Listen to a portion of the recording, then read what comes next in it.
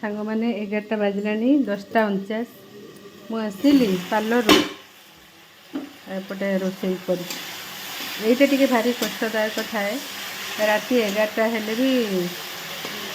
रोषे घर को आसिक रोषे कर जोटा कि भारी कष्टदायक थाए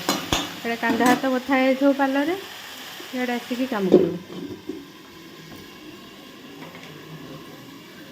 एपटे रुटी बनैबी सेपटे आगे भजाटा बसईली से समय भी तो रुटी बना करदेवी सांग मैंने